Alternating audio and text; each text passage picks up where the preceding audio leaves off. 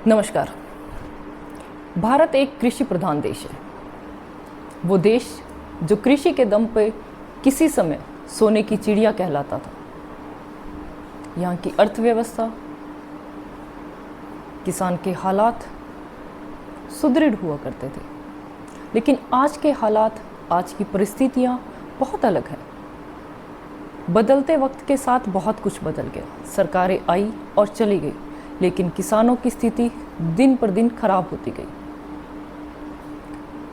किसानों को न केवल प्रकृति की मार झेलनी पड़ती है, अपितु सरकारों की अनदेखी भी किसान अभी तक झेलते आए हैं।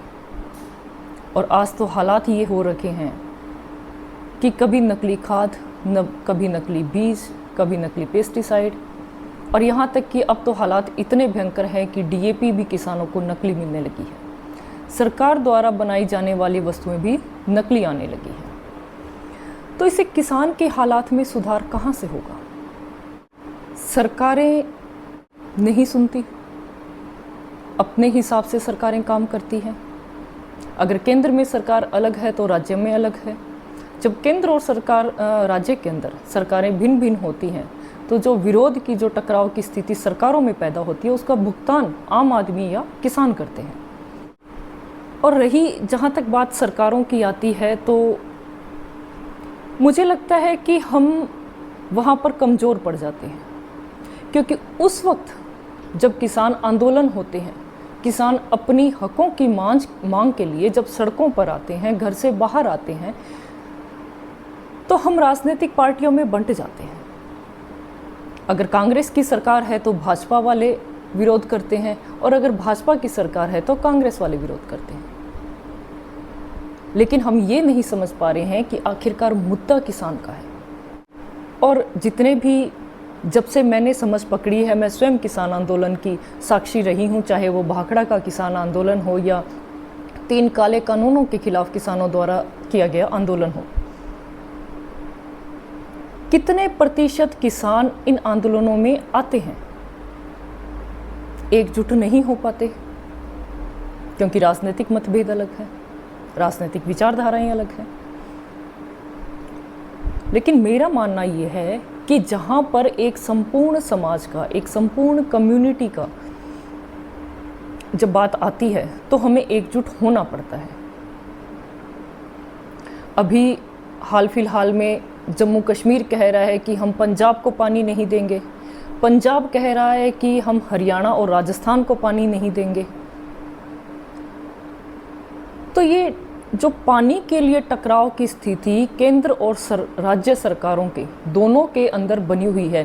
क्योंकि अगर हम बात करें, पंजाब वाले कह रहे हैं कि आगे हरियाणा और राजस्थान में भाजपा की सरकार है, हम उसको पानी नहीं देंगे।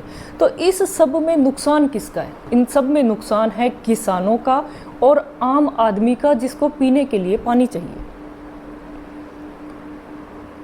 आर्थिक संकट, या यूं कहे कि जल संकट गहराता जा रहा है। और आने वाले कुछ समय में ही अगर यही परिस्थितियां रही, अगर केंद्र सरकार ने इसका कोई तोड़ नहीं निकाला, तो हरियाणा में और राजस्थान में दोनों में पानी के लिए फिर से आंदोलन किया जाएगा, जो कि उचित है, क्योंकि पानी सभी को चाहिए। पानी के बिना, जल बिना जीवन नहीं है। लेकिन यहाँ पर मैं बात अकेली सरकारों की नहीं कर रही, क्योंकि राजनीतिक सिस्टम जो चलता है वो चलता है। मैं आज आपके साथ बात करना चाहती हूँ जो हमारी अपनी जिम्मेदारियाँ हैं।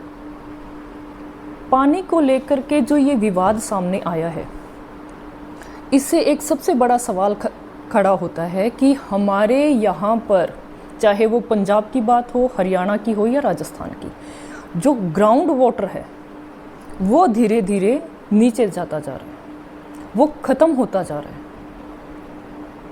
सरकारें आपस में लड़ती रहीं और भूमि का जल स्तर अगर गिरता रहा, तो आप सोच कर देखिए कि आने वाले हालात बहुत खतरनाक होंगे। ये गिरता भूजल स्तर प्रकृति का इशारा है कि चेत जाओ।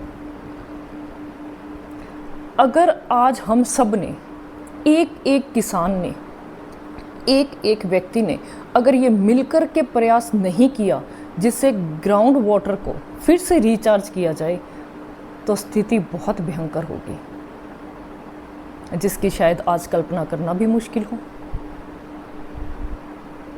क्योंकि हमने ग्राउंड वाटर को इतना इस्तेमाल कर लिया कि वो धीरे धीरे नीचे जाता जा रहा है।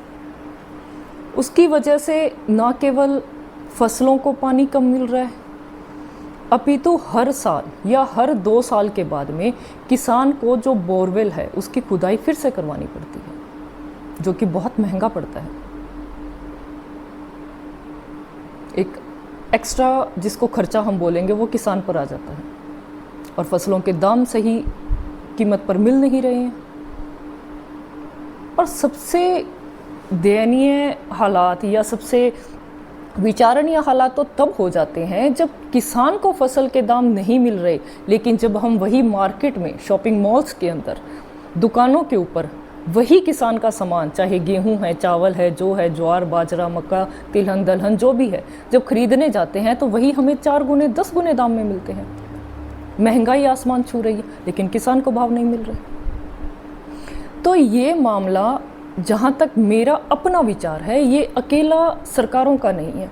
इसके बारे में हमें स्वयं सोचना होगा कि जो लेबलिंग करके, जो मार्केटिंग करके, जो पैकेजिंग करके हमारे अपने ही माल को महंगे दामों पर हम खुद ही खरीद करके लेके आ रहे हैं, तो क्यों ना वही काम हम खुद करें, क्यों ना वही काम हम स्वयं करने लगे कि अपना माल सरकारों को बेचने की बजाय कुछ गांव या कुछ परिवार आपस में मिल करके वही कार्य खुद शुरू किया जाए। वहाँ खेती के अंदर नवाचार लाया जाए कि जहाँ पर आज तक ज़्यादा पानी की फसलें होती आई है, उन्हीं ज़मीन में अब हम कम पानी की फसलों को बोना शुरू करें, ताकि जो ग्राउंड वाटर है वो रिचार्ज हो सके। साथ में जो बारिश का पानी आता है, उस बारिश के पानी को स्टोर किया जाए।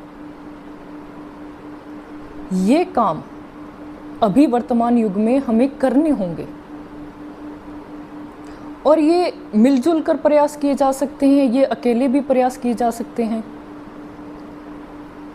अभी कुछ समय पहले जब मैं सिरसा की तरफ जा रही थी तो मैंने देखा कि ऐलनाबाद और सिरसा के बीच में एक गांव आता है मलेका। उससे बाहर निकलते ही हमारे किसी भाई ने, पहली बार मैंने देखा है क्योंकि हम उस रोड पर आते जाते रहते हैं, सूरजमुखी की फसल लगा रखी है।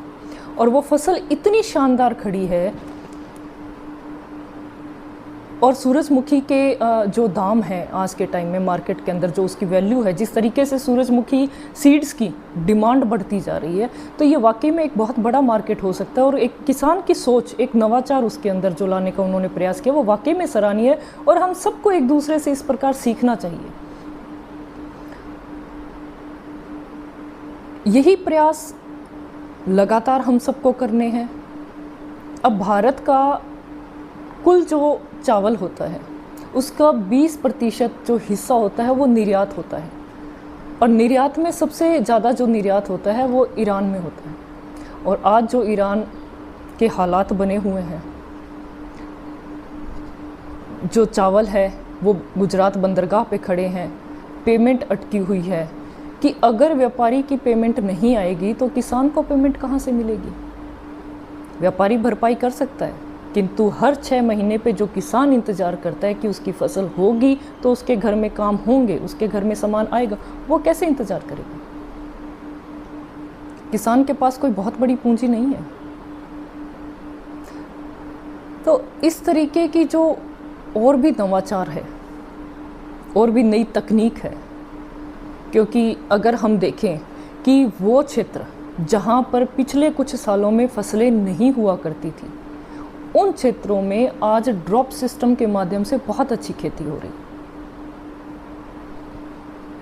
वहाँ लोगों ने कोशिश की, वहाँ उन्होंने प्रयास किया, कुछ नया अडॉप्ट किया, जिसकी वजह से वहाँ पे फसलें होनी प्रारंभ हुई।